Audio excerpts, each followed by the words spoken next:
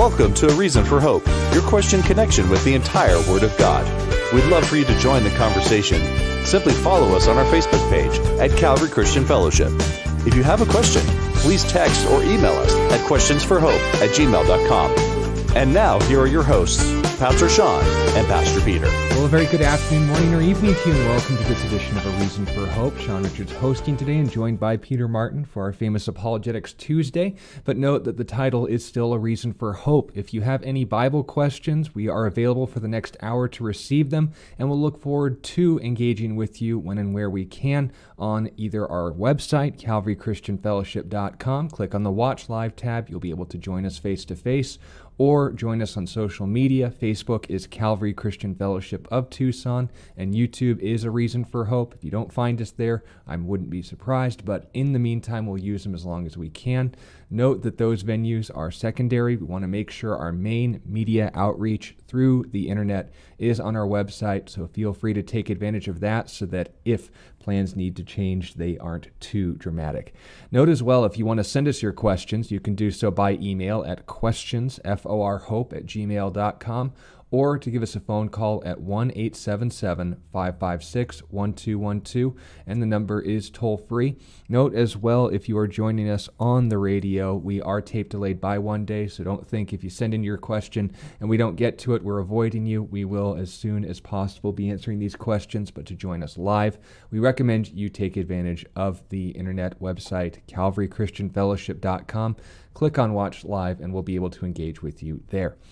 Noting as well, the Apologetics Tuesday advertisement, for those of you just joining us, is starting off the first question of the week, when Peter is gracing us with his presence, regarding issues of giving an answer for the reason for the hope that is within you. The term apologetics comes from the word apologia, which means to give an answer, so we think it's appropriate to discuss some of the more upper echelon topics. We'll talk to you like adults, and hopefully you guys will be able to receive them as well. But when it comes to these matters of the heart or matters of the mind, as long as they are topics regarding God's Word and its relevance to your life today, we are more than happy to receive your questions through those venues.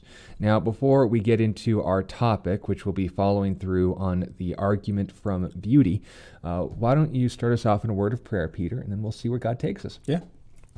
Father, we thank you so much for your grace and your kindness towards us. We thank you that we have the opportunity to speak about you right now and to share your word and your truth that is contained in it. We pray for the questions today, that they would lead us in a really fruitful and amazing conversation that would allow all those listening to be blessed and encouraged in their relationship with you. We thank you so much, Lord, and in your name, amen. That is true. All right, now, just as a quick recap, Peter, what have we talked about thus far, and then what are we about to? Okay, so I'm excited about this one. This is a newer argument for God's existence from beauty. So it's a three-part argument. I went through the first two last week, which I'll reiterate in a second. And by the way, I want to give credit where credit is due. The person, there's two people who are really pushing this argumentation forward in awesome ways. One guy is named Alexander Pruss. He's a German guy, and you could see some of his lectures if you want, but they're very heady. If you're not into philosophy, you're probably not going to like them at all. Dr. Philip Talon out of Houston Baptist University is also a major proponent of this particular argument for the existence of God. You can listen to some interviews with him on Capturing Christianity and places like that.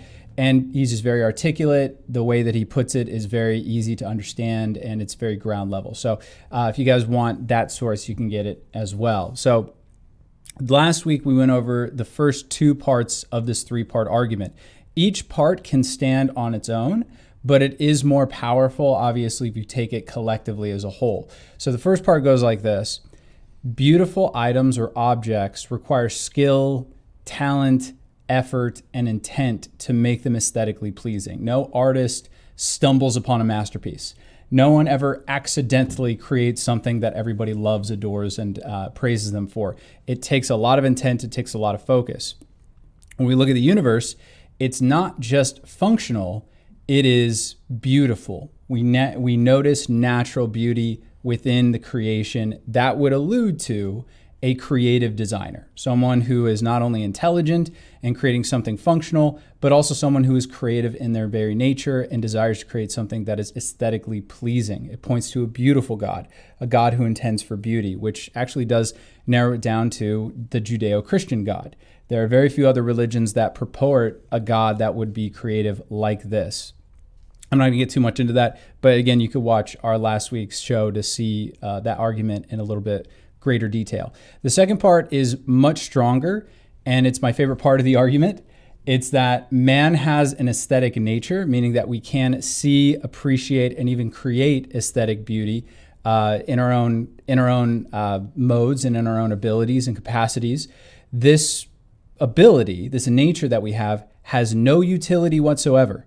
It has no functionality. It doesn't make us better at survival. In fact, in a lot of ways, it makes us worse because people tend to climb on top of cliffs to see the landscape. Very dangerous for their health. A lot of people die bungee jumping. A lot of people die diving to the bottom of oceans to see various coral reefs and dangerous animals over there. People die raising bears, raising lions within cages so that people could look at them. Beauty is something that we like, but it is also very dangerous for us. And beyond that, beauty actually leads people to make very poor decisions. How many people buy the wrong house, buy the wrong car, take the wrong job, marry the wrong person because of beauty, right? All these decisions that we make tend to thwart our survivability and our ability to prosper, and it's all based on this aesthetic nature that we have. So from a naturalistic perspective, beauty not only doesn't have any utility, so there's no reason for evolution to select this particular attribute and to allow humanity to develop it and to process it is to the point where it's such a big part of our lives, right? How many hours do we spend looking at beautiful things, TV shows, listening to music, reading books and the like? It's such a powerful part of our lives. There's no reason for nature to have selected it. And like I said, it makes us less likely to survive, not more likely. So from a naturalistic perspective, explaining this just falls really flat. There's some very bad argumentations, and I'm saying that as objectively as I can. I do tend to give credit where credit is due. I think that philosophers have done a pretty good job in the naturalistic, materialistic side in giving rational explanations for our moral nature. I think they still don't fully work, but they are very good. These are just terrible. Even atheistic philosophers look at them and they say these are just not very good. I will tell you what those are either this week or next week, depending on how much time we have. But those first two part of the arguments don't really say anything about beauty themselves. This is just natural observations and things like that. The third part of the argument, it's a little bit more difficult to prove, but if you could prove this one, this makes it almost a deductive argument. So those of you guys who don't know too much about argumentation, deductive arguments are arguments that bring you to a necessary conclusion, right? So you assemble a lot of data and it comes together and you say, the only logical explanation for this is this particular solution, right? 2 + 2 must equal 4. You bring it together and it comes to a concrete logical conclusion. Inductive reasoning brings you to kind of certainty. It brings you to an inference where you're like, this might be true, but I have to weigh in some other evidence and eventually I have to take kind of a leap of faith. If you just have one or two parts of this argument, it is more inductive reasoning. It's more of like, God is an explanation, but there are other explanations out there. Maybe we just don't know what they are yet. If you bring in this third part, it becomes deductive. If you bring all three in, if someone becomes convinced of all three of these, God is necessitated. You have to believe in God if you accept all three of them. So let's talk about the third part. The third part requires you to prove that beauty is objective, not subjective, right? So subjective means something that is only true for a particular subject. So for instance, if someone says my favorite flavor of ice cream is vanilla, that's subjectively true. It's only true for that person. Beauty is in the eye of the beholder. That's a subjective argument for beauty. That's right. So some people would say, no, beauty is like that, right? So when I say that painting is beautiful or this song is very moving, that's a totally subjective opinion. No one has to share that opinion, and it's completely relegated to the person making that comment. It has nothing to do with the object. It only has to do with the subject. Objective statements are things that are true independent of the subject. So if I say 2 + 2 = 4, that's objectively true. If everybody on the planet today decided that 2 + 2 = 5, it remains 4, right? We would just all be wrong.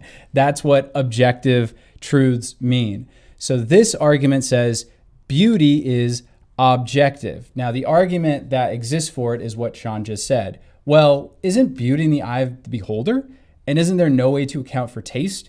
So in other words, whatever beauty that I ascribe to an object, that's just something subjectively felt. It's not something that's really objectively true. It's just something that's subjectively experienced. And like I said, for the first 2 parts of the argument, you can believe that, and they still work. For this third argument, you do have to prove that it's objective. So how do you do that? Well, this one's very interesting. I'm going to take some very simple ones, and then we're going to get a little bit, I'm going to dial it up a little bit. I hope you guys could stick with me.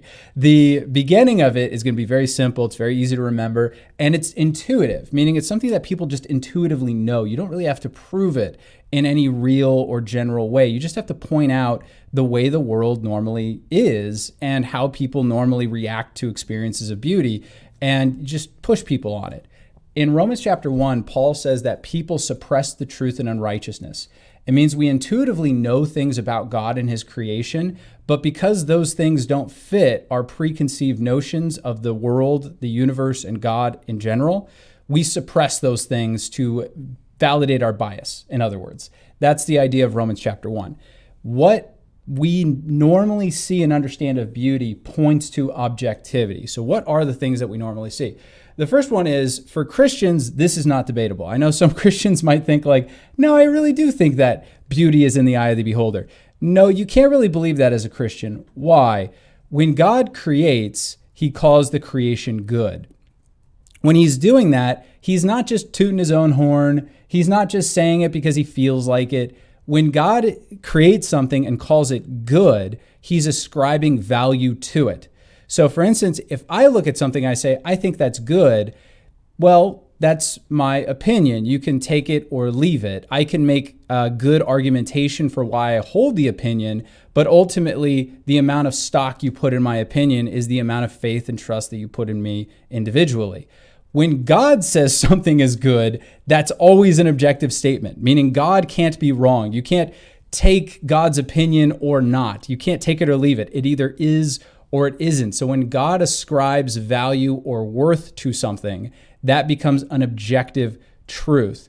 When God calls the creation good, again, that's not a utilitarian statement. He's not saying it's functional.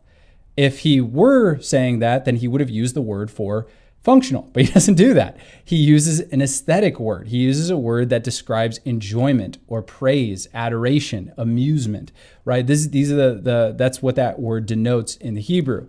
So God ascribing goodness to the creation is ascribing a sense of beauty or aesthetic worth or value to it. Now, another important thing to understand is as Christians, we believe that while the creation was originally intended to be good, it's fallen. It's like if I made a beautiful work of art, a beautiful painting or something, and I dropped it and it got scratched, it got marred in some way. You'd still be able to see the original intent. You'd still be able to see the original beauty, but there would be ugliness scarring it. And that's what we see in the creation. We look around and we see wonderful beauty within the creation, but we also see scars. We see things that have marred the original intent. We see death. We see cancer. We see various other things that are marring the original intent of creation. So as a Christian, we have to believe, it's very much something that you must accept as a Christian, that there is a such thing as objective beauty, and that beauty is predicated upon God. Anything you want to say about that before we get into talking to atheists? Okay. So if you're speaking to someone who is a naturalist and they're like, beauty is totally in the eye of the beholder. It's not really objective. You have your opinion, I have my opinion. You have your truth, I have my truth. There's a couple things that are important to understand about this. The first one is how we talk. So there are things that are purely subjective within our experience. There's a fancy word for it. It's called qualia. So qualia is something that is purely subjective. So for instance, cold, right? So if you feel cold, that's purely subjective. When you feel cold, you're not going to try to talk someone else into being cold. You're not going to be like, hey, I'm cold. You should be too, because the temperature is this, and I feel really cold, and you should feel cold too. No, it's a subjective feeling. That's something that you don't share with other people. If you're walking through a building and you subjectively smell something, You don't say, you should be smelling this too. Maybe they should, maybe they shouldn't. It could just be your crazy nose. For instance, my wife, when she was pregnant, she was picking up on all sorts of weird scents. She didn't try to bring me into them though. She was like, if you smell it, that's great. But ultimately, her sense of smell, her sense of taste were so thrown out of whack because it was qualia. She just accepted this is a subjective experience. No one else is going to share it with me, right? No one else is going to be able to experience this with me. We don't talk about beauty that way. When we talk about beauty, we actually say, that's beautiful. This language denotes I'm not talking about some subjective experience. I'm talking about the object. I'm saying that object is beautiful, whether I recognize it or not. And when people disagree with you, you usually get angry, don't you? Right? If you have a favorite movie and you show someone it and they're like, that was terrible. I can't believe you even like that. You wouldn't be like, it's totally subjective. You like this, I like that. No, you get mad. You're like, no, like that's a good movie. Like, look at the cinematography, look at the acting, look at the work they put into it. Look at the directorial, processes that they used. Isn't that amazing? Look at the script. Like you would try to make an argument for your experience. You would try to say, no, this is beautiful. You're just not looking at it correctly. You're not seeing it in the right way. And at least what you might be trying to do is you might be trying to convince someone that it has beauty even if they don't enjoy it. So as people are shaped in their aesthetic tastes, they could get to the place where they would say, yeah, I could see what you see. I recognize the artistic value in this particular movie or song or something like that. It's just not my thing, right? It's just not my taste, but I could still recognize some sort of objective value to it. This is also something that we say when we talk about guilty pleasures. I'm sure some of you have guilty pleasures out there. I have a lot of them. They're pretty much any movie made in the 90s, right? Any movie made in the 90s, they're just bad. I know they're bad, right? When I'm watching any movie with Arnold Schwarzenegger, when I'm watching any movie with Sylvester Stallone, I'm like, this is a bad movie. But I love it, right? I'm not going to try to talk anyone into it. I'm not going to be like, no, Commando is totally on the same par of Hamlet, or it's totally on the same par of Shawshank Redemption. No, I'm like, it's bad. The acting's bad, everything's bad, but it's awesome. I just really enjoy it. Let off some steam, Bennett. Yeah. For my wife, it's like Christmas movie. Right now, she's watching all these Hallmark Christmas movies, getting ready for the holidays. They're bad, right? She'll acknowledge it. She'll say like, these are bad movies, but I love them. They're really, really fun. They get me in the Christmas spirit, but she would never talk me into enjoying them because she knows they're bad. She knows the acting is bad. The script is bad. The plot is nonsensical, right? There's no objective goodness to it, but it's fun. She has a taste that allows her to enjoy it for what it is. So we have that. If we believed, though, that beauty was totally subjective, we wouldn't call it a guilty pleasure. We would just call it a pleasure. We would just say, I subjectively enjoy that. But you don't talk like that. You say it's a guilty pleasure because you recognize that there is objectivity to beauty. This is why musicians train and practice. If all art was subjective, there would be no reason to train or practice because any sound that comes out of your instrument might be beautiful to one individual as opposed to another, and it just depends on their individual taste. There's no reason to train. There's no reason to practice. Why do we build colleges like Juilliard? To train people in the arts. Obviously, there is some sort of an objective standard that they're trying to hit. Why do we judge art? We pay people massive amounts of money to judge artistic expressions of all sorts. They review movies, they review music, they review paintings, they review food, right? Everything you can think of, they're judging it. Now, if everything was just subjective, then every judgment that they're giving, every critique that they're giving is nonsensical. It would be the same kind of thing if I ate chocolate ice cream and I said, I hate chocolate ice cream and you should too, right? Everyone would throw out my review because you're only talking about your subjective experience. Obviously, if people are critiquing a work of art, it's because there's something to be critiqued. It can get better or it could get worse. If there's an understanding of better, there is some sort of an objective standard of best that we're trying to reach. That's an important facet in the way that we communicate.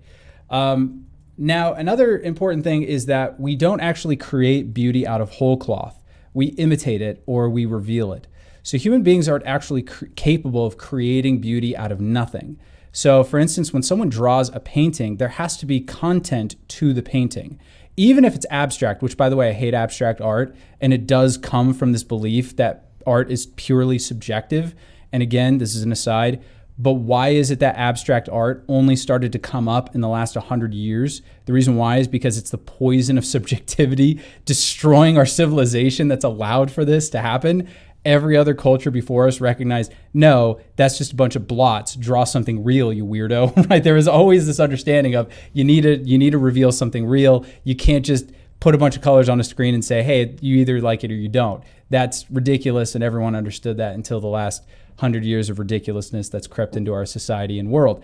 But anyway, when we are imitating it, we are revealing something that's already in existence. You have to have some sort of a content that you're revealing. You have to draw a picture of a person. You have to draw a painting of a landscape. Even music is illuminating particular emotional values that humans experience on a regular basis.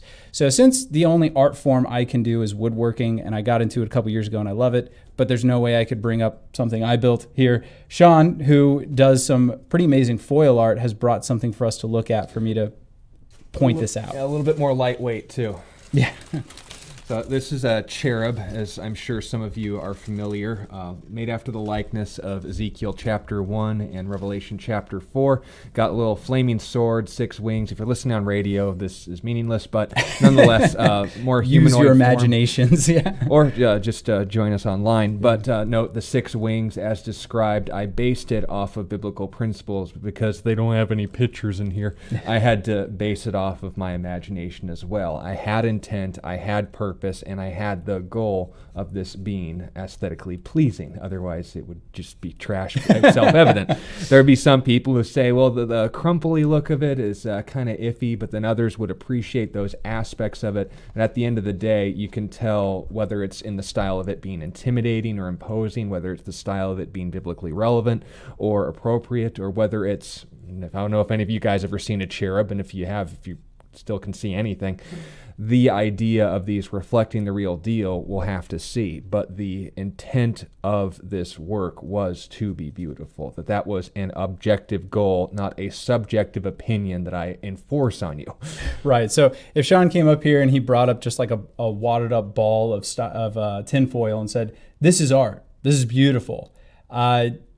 If you believe in total subjectivity of art, you could do that. But if you're a person with a rational brain, you'd be like, no, that's not art. That's a ball. Anyone could do that, right? But when you look at this, you're like, wow, that took a lot of technique. It may not be your thing, like Sean said. You might say like, hey, that my taste-wise, that's not really my thing. But you can't ignore the aesthetic value that it possesses. You'd have to say like that took a lot of work. It took a lot of technique in order to illuminate that it's made out of tinfoil, but to also create something totally out of it. You have to have some sort of a content to the beauty that you're forming. What this means is no matter how many artistic styles you utilize, you will never make a bloating corpse look beautiful. You will never make death appear beautiful. You will never make divorce or rape or anything like that appear beautiful. It doesn't matter what techniques you utilize. Artists cannot create beauty, and they cannot shape people's imaginations to see beauty where it doesn't exist. Therefore, what this points to is it points to some sort of objective. It points to something beyond the art itself that is being emulated. So what this means is that, again, this is not just a subjective experience. It is an objective experience of a subjective piece. And I hope that makes sense. So let's push it a little bit. Let's get a little more philosophical. I'll give you guys 2, and then I'll round this out. And maybe next week we get into more of this if you guys are enjoying it as much as I am. So 2 really interesting ones. The first one comes from Plato. Plato came up with 3 fundamental things in reality that cannot actually be proven. They have to merely be accepted. They are truth, goodness, and beauty. Now, what he means by that is if I say to you, truth is a real thing, that statement appeals to truth because either that statement is true or false. I can't actually convince you of truth. You have to already accept the existence of truth to even know how to evaluate the sentence itself. And if you deny it, then you're also appealing to it, which defeats itself. There is no truth. Well, is that true? Yeah, it becomes nonsensical.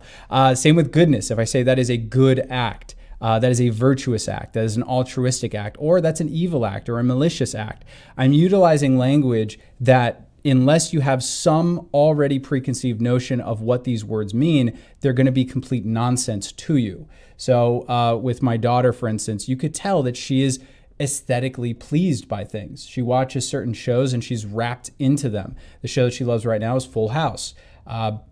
Beats me. We try to put cartoons in front of her and she just tunes out. She couldn't care less.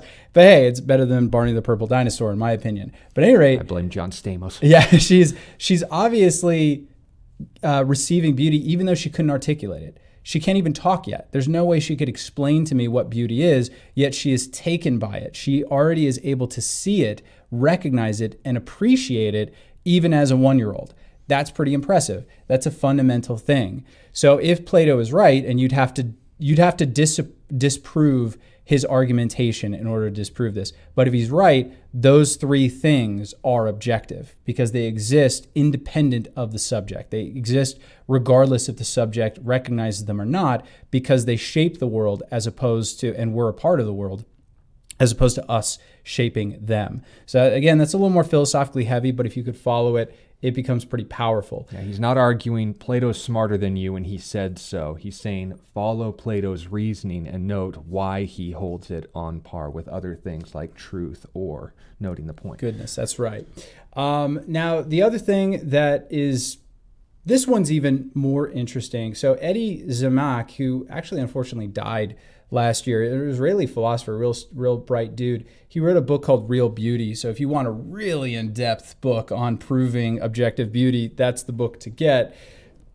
But he talks about how subjective, how someone from a naturalistic subjective view would have to take statements of beauty. So when someone says, I think that's beautiful, they would have to be saying, I approve of it. In other words, they're trying to convey some sort of approval as opposed to talking about the the object itself.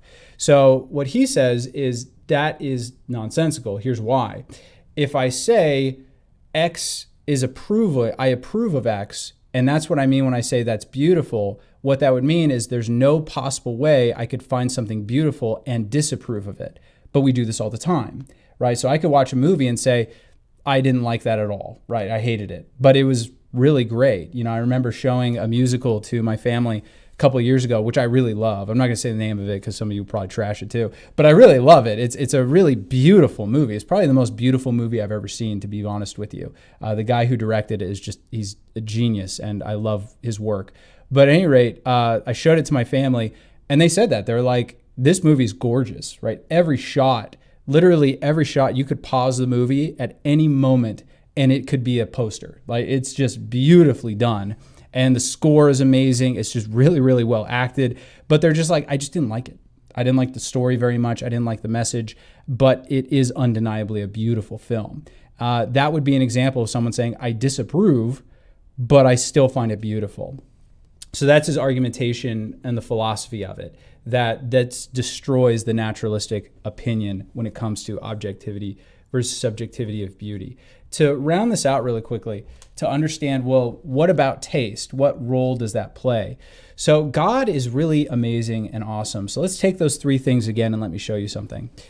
Truth, goodness, and beauty. When it comes to truth, it's a very rigid standard. It's either true or it's not, right? There's no flexibility and there's no argumentation. When you get to goodness, there's a little bit of flex to it, right? So if I look at a particular thing, you and I could agree on the truth that it is wrong to hurt somebody else. But then we could get into some flexibility. Well, what if the person invades my home? What if they're threatening some of my property? What if, we can go down these different philosophical arguments and realize there's flexibility within the solid objective truth. So in other words, you and I aren't disagreeing on the solid thing behind it. We're disagreeing about the minutia of how to best uphold it. Right? So you get a bit of flexibility when you get into morality and goodness. When you get into beauty, you actually have the most amount of flexibility, which is what makes beauty so incredible and why God created it the way he does. That means that I can find different tastes and different appearances of beauty that might be even informed by my culture, my upbringing, and things like that. It's really cool. And once you get good enough at it, meaning once you study aesthetics enough, you could start appreciating beauty from different periods of time, for different cultures. You could start seeing things in a totally different light and start seeing beauty everywhere. And it becomes very incredible. So beauty is very flexible, but just because it's flexible doesn't mean there's not something hard on the other side, right? God gives us a lot of play, but there is something objective on the other side, which is what makes it so incredible and so awesome. So I hope that makes sense. If you guys have any questions about objective beauty, we can get into it. Next week, we might take apart some objections to these arguments, which I really like. But at any rate, anything you'd like to leave this argument with? No, we'll just make sure that the points are clear. When we're arguing for the existence of God, obviously you don't have to bring this up to a Mormon, Jehovah's Witness, Muslim, or someone who already claims that there is a God. Right. What you gear this towards is the atheist, and you have to, especially when talking with atheists, make sure they're the kind of person who's willing to admit that they don't know something, which is rare even among Christian circles. So note that first point. The second thing you need to know is understand what's being said and what's not being said. His argument isn't, I like this, therefore there's a God. Right. You're arguing there is something in this that points to God, and we call it beauty. People say, no, beauty just means you like this, and we argue that's not what that means. There have been plenty of smart people throughout the ages who've spelled this out for us, some going on to their awards, some just lost to the annals of history, but noting the same point, that there is, in fact, a wrong answer when it comes to beauty. There is, in fact, a right answer when it comes to beauty. And just like with goodness and just like with truth, we base that off of a mind, someone with intent, note the first point, someone who is not only skilled, but also objective in what he created, but that we note these things and these characteristics because there is someone capable of producing beauty, and things don't produce beauty. Something doesn't produce beauty, someone does. And if they have the ability to impact the cosmos in such a way, then that someone must be pretty big. He sounds like God to me. So note that point, and feel free to ask more questions. But noting we are here to answer yours, let's make sure we get some time to address them as well. There's a few questions we received at our website, calvarychristianfellowship.com. This first one comes from Gary, who said, I have heard that the new commandment is the 11th commandment, added to the 10. Is this true? And this, of course, is the commandment mentioned in the Gospel of John, that you love one another. Let me make sure we finish this. As I have loved you. Just for the sake of being fun, let me first read to you what the actual 11th commandment is, because when we're talking about the 10 commandments, we usually think of those as a separate unit from the rest of the commands given to Israel, but the 10 commandments is actually the section in Exodus chapter 20 that goes all the way to Exodus 24. And they don't spend like a whole chapter discussing one or two commandments. The 11th commandment, technically, if you want to be snarky about it, is in Exodus 21 and verse 1, where it says, if you buy a Hebrew servant, he shall serve 6 years, and the seventh he shall go out free and pay nothing.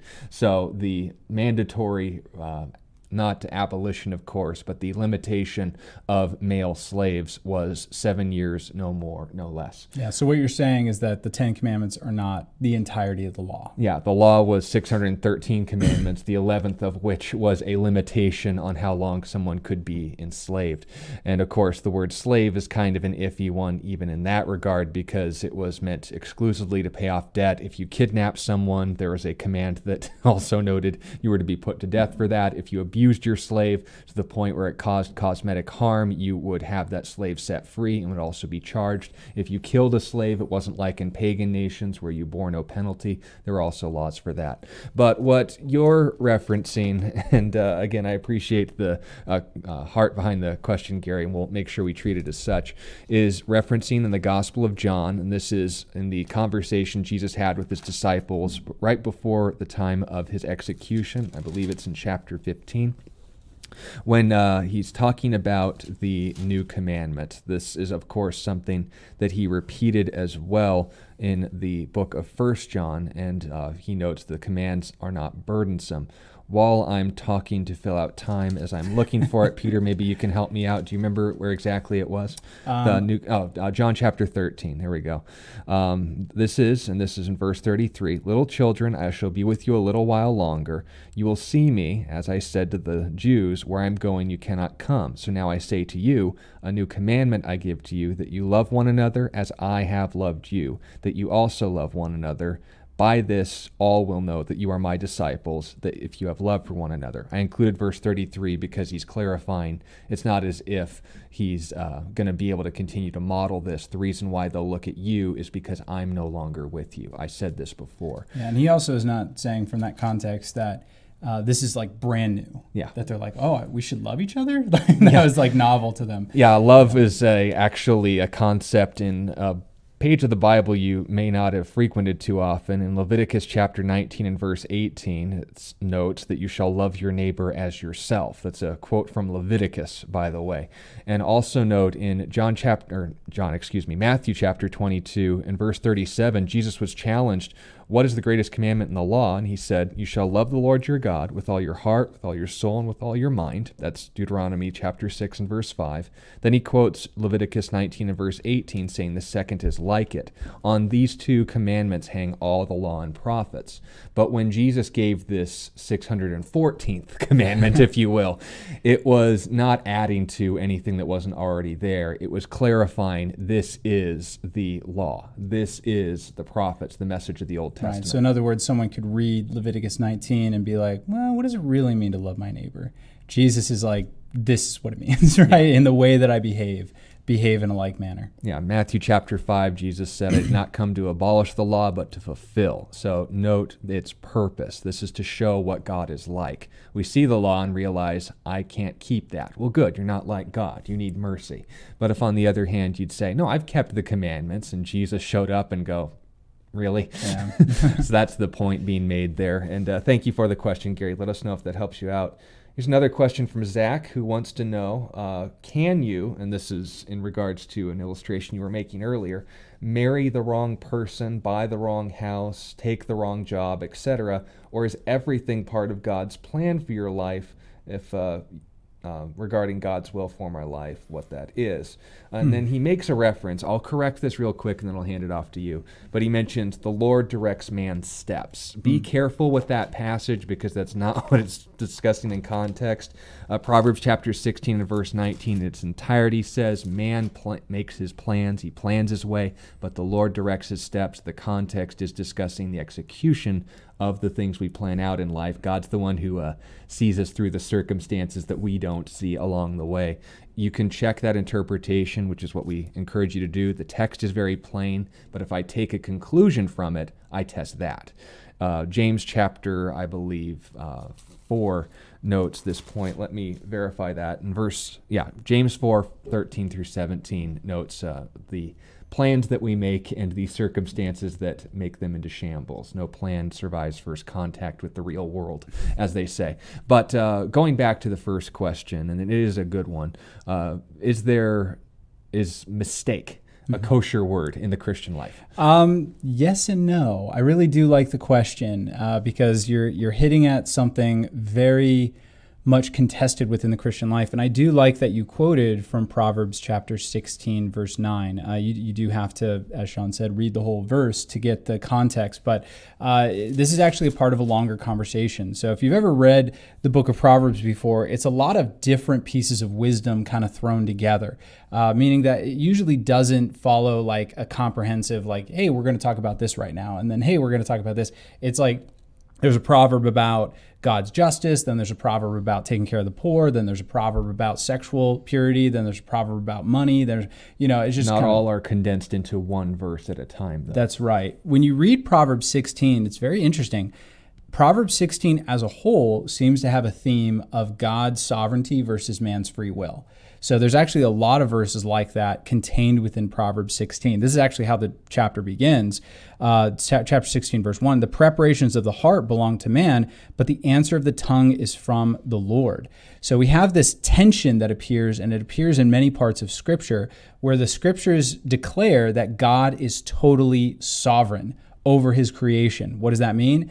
It means everything happens according to God's dictates and according to his precepts and decisions. So what this means is that when God tells the future throughout the text, he's not telling the future because he has some sort of a connection to seeing time in a different way than we do. He tells the future because he makes the future happen. Does that make sense? It's like God calling his shots. He's like, hey, this is what I'm going to do, and I'm going to prove to you I'm God because I'm powerful enough to accomplish whatever my will is. Whatever I say is going to happen will happen because I'm going to make it happen, right? That's the idea of God's sovereignty.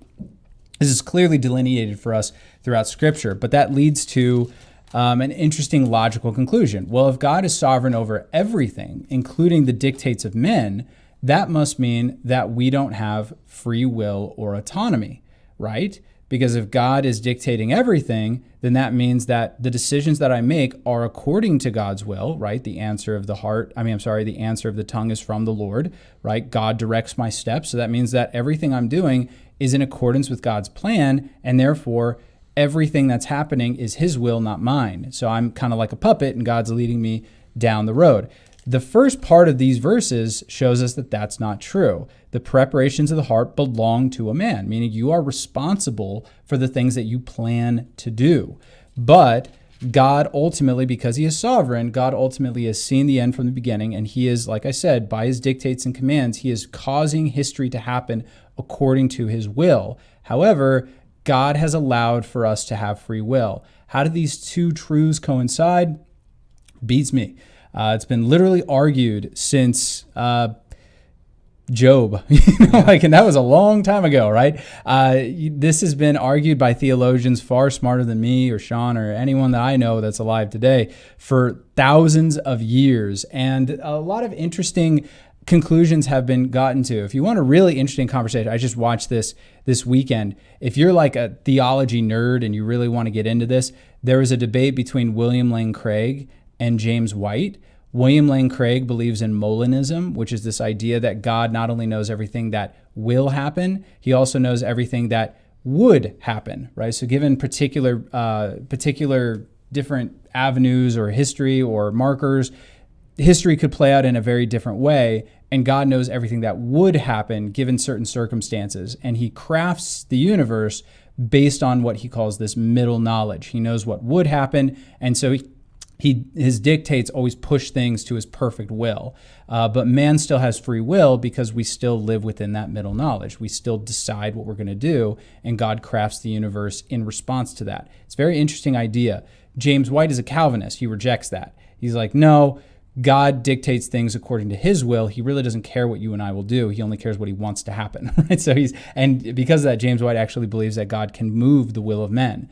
That's very interesting. He doesn't believe that that makes us automatons, by the way. He does try to defend that point in the debate. It's really interesting to hear his defense, but ultimately he believes that God can and does move the will of man to coincide with his plan. So what that means is that in the divine sense, in God's sovereign sense, nobody makes a wrong decision because all are in accordance with God's dictates and plans. So for instance, Judas betraying Jesus in a divine sense happened according to God's plan. How do we know that? Jesus calls it before it happens, right? He's like, this is going to happen. One of you are going to betray me, right? He knew that it was going to happen, and it was actually necessary for his plan to be accomplished. So does that mean that Judas is off the hook, though? Because God planned it, that means that Judas wasn't responsible for his decision. He didn't make a quote-unquote wrong decision by betraying Jesus. Well, obviously, it was a wrong decision because Jesus said it would be better for that man to have never been born, right? Jesus doesn't tend to say that about people who are making good decisions, right? And nor is he saying that in the context, especially for people who just drew the short stick on the all plethora of humanity that he picked for that purpose. Judas did consciously make decisions that made him the betrayer. What God's plan included was acknowledging this would be a fact. There is a difference. That's right. So yes, people absolutely can make wrong decisions for them, meaning that there are immoral decisions out there. So when I talked about buying the wrong car, buying the wrong house, those aren't moral decisions. Unless you're buying a house that kills somebody or something like that. Like you're doing some weird, shady real estate deal. Other than that, when I say the wrong house, I mean it's an unwise decision, right? It's an imprudent decision that might put you in a financial situation that's bad for you and bad for your stewardship of God's gifts. You can make foolish decisions, and then marrying the wrong person might reference a immoral decision. It might reference an imprudent decision, right? You just married someone, maybe you weren't ready, you hadn't dated long enough, you didn't get to know each other enough, there were issues that you probably should have worked out before you popped the question, things like that. But it also could refer to an immoral decision, something like a Christian marrying a non-Christian. That's an immoral decision. It's not the worst decision ever, but it is an immoral decision. An even more immoral decision would be marrying two people, right? That's pygmy, right? That's marrying the wrong person. You shouldn't do that. That's bad for you. That's immoral. So on that sense, yes, you can make wrong decisions. In God's economy, no, you can't. But the way that God works it out is I can judge. God can judge because we are responsible for the things that we do. So to give an example, say look at Abraham. Regarding his decisions in marriage, obviously he wasn't perfect. Sarai was the one that was meant to be his wife, and God worked through his marriage with her. But the inclusion of a concubine and, or actually many concubines, and as well the involvement of Hagar and allowing culture to dictate how he approached God's plan, those were indeed mistakes. But note this, the birth of Abraham wasn't something that God, thought was a mistake. He still used him, he still blessed him, he still made him prosper. But when it comes to the mindset of, well, ideal then, is that immoral? And here's the bad assumption. Well, less useful is immoral. God's not utilitarian like that. If we make decisions that cost us emotionally, financially, if they make life more difficult for us, we can still fall back on the observation of Philippians chapter 1, where God works all things together for good, according to, or this is Romans chapter 8. Philippians 1 makes the same point, but note the point. Romans 8, who are called according to his purpose, and that's what? To make sure we get through life as efficiently as possible? No, it's that we're conformed to the image of his son. So in some ways, if you marry the wrong person, quote unquote, and you're required to be even more patient, even more merciful, even more gracious, even more forgiving, and to even suffer for doing the gospel as a result of this marriage decision, that in some ways could be a better choice because it forced you to spiritual maturity more than you would without. Obviously, it's not ideal. God wants peace in the home and a marriage to reflect his glory as well, but we don't want to fall into that trap of saying, well, this isn't financially expedient, therefore I'm outside the will of God. No, it just means that you're going to have to make more careful decisions with your money until, of course, you get through this bad rope. But that's what we want to caution against. Right. Christians get in this habit where we think of everything as black and white. And when it comes to wisdom decisions, the kind of decisions that we're instructed in within the book of Proverbs, it's not always a difference between right and wrong. Sometimes it's a difference between good and better, right? So you might look at it and be like, it would have been better if I would have done it this way as opposed to this way. However, it doesn't make it a bad decision, right? It's just something that I may have gone about. If hindsight's 20/20, if I could go back in time, I would have done it this way, or I would have definitely taken my time in a different way. That's the idea of, again, what I said, an imprudent or an unwise decision. And there are degrees of this. You can make a really foolish decision like Solomon marrying 1,000 people, which is both unwise and immoral. So I hope that helps you out though. Good question. Yeah. Here's another question also from our website. This is from Gary as well. Two questions actually. When did God create numbers? And did Jesus know from the from little up, I guess, is what you're trying to say when he was a child, that he would die at 33. Let me clarify two things, and then maybe you can deal with the math one. As far as Jesus' knowledge of his purpose in this world, there is a passage that would suggest he knew what he was and what he was here to do, and that is, of course, the only account we get of him speaking before the time his earthly ministry began. This is in the Gospel of Luke, chapter 2. Let me set the context here. In verse 45, it notes they did not find him, that is his parents, so they returned to Jerusalem seeking him. Now it was that after 3 days, talk about anxious parents, I don't think they slept that much, they found him in the temple, sitting in the midst of the teachers, both listening to them and asking them questions. This was his right as a son of the covenant. He had been bar mitzvahed, so he was around 12 years old at the time. Both listening to them and asking them questions. Verse 47 said, "And all who heard him were astonished at his understanding and answers." Now note, you can just be a bright kid. It doesn't mean you're the Messiah. But in verse 48 it says, "When they saw him, they were amazed, and his mother said to him, 'Son, why have you done this to us? Look, your father and I have sought you anxiously.'" Now verse 49 is the answer to your first question. He said to them, "Why did you seek me? Did you not know that I must be about my Father's business?" But they did not understand the statement which he spoke to them. Now, there's any number of false gospels and heretical texts that would say that Jesus did lots of miracles during his infancy, or he spoke from the time that he was crowning, basically, in some accounts. Kind of weird. But but when we're talking about the areas that we can actually verify, this coming from the eyewitnesses, and who better to ask than Mom, Luke got his gospel accounts from the eyewitness sources, and the only report we got of Jesus before his earthly ministry was him being aware of the fact that his father's business was obviously separate from Joseph. Right. So that pursuit of God was at least as much in his mind when he was in his pre-teens, if you will. If you want examples of him speaking as an infant, we don't have them. We aren't going to come to conclusions about them. If you want circumstances surrounding his birth, we got plenty in the Gospel of Luke chapter 1 and in Matthew chapter 1 as well. Or Matthew 2 rather. But when we're sticking to the text, that's the most, I guess, that we could infer from, to use the philosophical term.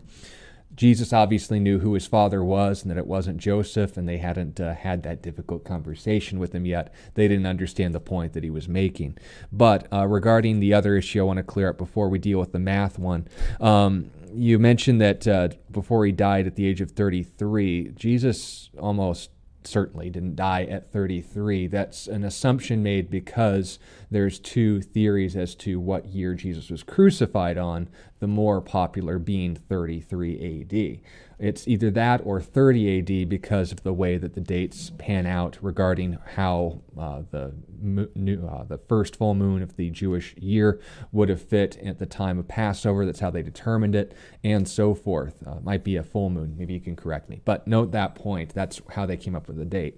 Regarding Jesus' birth, he was born at least at the time that Herod the Great, which was a fun play on words for him because he was kind of a short, weird guy.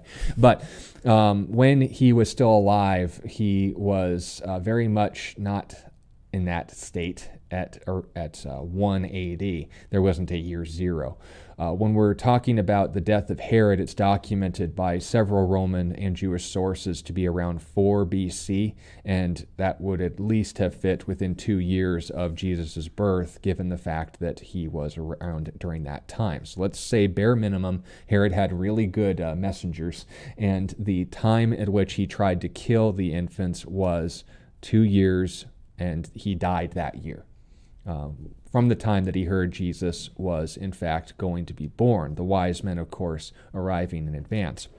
When Jesus would have, of course, fled to Egypt with his parents, fulfilling another prophecy in the book of Hosea, he had some years under his belt, but not a lot. He was a young child, as the text says.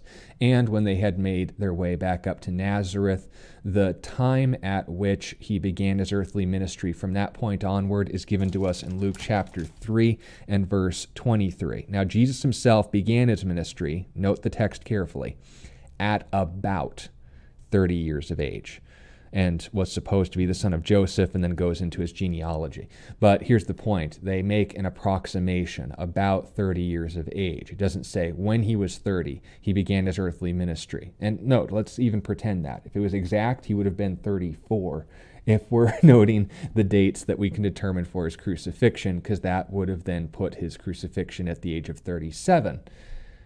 If you want to get mathematical about it. But when we're talking about these issues, that's the assumptions that are read into this. 33 almost certainly isn't the age that Jesus was. And if we do the math and sort this all out, the ages that we come to vary, but that's not really that important. When we're talking about how old he was and that he was, that's what we want to focus on. But speaking of math and ages and dates and determining all these things, where did they come from? And I think we can finish with that. Real simple answer actually. So when we talk about anything objective, when we're talking about objective beauty, objective truth, objective goodness, things like that, what we mean as Christians is that all these objective values are rooted in God's nature and character. So for instance, how do we know that it's better to love people as opposed to execute them for fun? Well, it says God is love in 1 John chapter 4, verse 8. It doesn't say God is loving. If God is loving, that means that the concept of love was developed by God and he adheres to it. To say that God is love means that love is something that emanates from God's character. And since God's character is eternal, that means that love never came into existence. God's nature, his character, grounds the definition of love and goodness. The idea of evil is not a new thing. It's a deprivation of good. It's something that goes away from goodness. So once again, where did goodness come from? Well, it's grounded in the character of God. Well, how about the idea of objective truths? Like, for instance, numbers. Where do they come from? Well, if God has existed before everything, even if you only believe in a Unitarian God, meaning one God, one person, you would still, how many gods do you have before God creates? One. You have one being. You have one person. In Christianity, we have a trinity of gods. So we have one God and three persons. So already the number 3 is in existence. When did it come into existence? It never did. Since God is pre-eternal, meaning he never came into existence, the concept of his nature, the concept of numbers has always existed right alongside his nature and his existence. So the Proverbs say, by wisdom God created the heavens. Doesn't mean there's a separate entity out there called wisdom, despite what some cult groups would try to say. It's making the point that these are fundamentally grounded in God's nature, which includes knowledge. Right? Knowledge, laws of logic, right? All in God. All right, and then we can finish with this one. Dwayne Asher, thank you for the question. I know you sent it yesterday. We wanted to get to it, but it deserves more time than we got, so we'll try to be straightforward. Why does God keep the devil around? Obviously, he's worthy of justice. He's worthy of judgment. He's worthy of separation from him forever. He deserves it, but he hasn't been giving it. He can't be redeemed, so obviously he's not buying time. And he can't, of course, repent. He doesn't plan on doing it, first of all. But why then does God keep him around? Well, the same reason, Dwayne, that he keeps any of us around. God's not the kind of being that eliminates competition or removes bad influences. He allows them because he remains good by nature. Now, goodness, and relevant to this conversation, includes two things at the same time. Patience, which is a willingness to suffer, that's what the word comes from, and also justice. Satan will answer for everything that he's been allowed to do, but note that in the allowance, God isn't equipping him for it. When the enemy will be judged, it will be for everything that he's done. But note this point as well. When God judges us, it is with the objective in mind of patience and of justice. We can either reject his mercy or receive it, but in the end, God is still who he is. The devil will be judged, but in the end, he's not the devil. He is God. He doesn't coerce people or remove people because they don't love him, nor that they don't reflect him, and that's a good thing too, because that applies to you and me. We can go more into this tomorrow, but until then, God bless you, and we'll see you all again in the next broadcast. You've been listening to A Reason for Hope. Thank you again for joining us as we continue our journey through God's Word, one question of the heart at a time. Until we meet again, we would love to connect with you. You can text or email your questions to questionsforhope@gmail.com. You can also find out more about our ministry at calvarychristianfellowship.com. And be sure to join us next time on A Reason for Hope. A Reason for Hope is an outreach ministry of Calvary Christian Fellowship in Tucson, Arizona.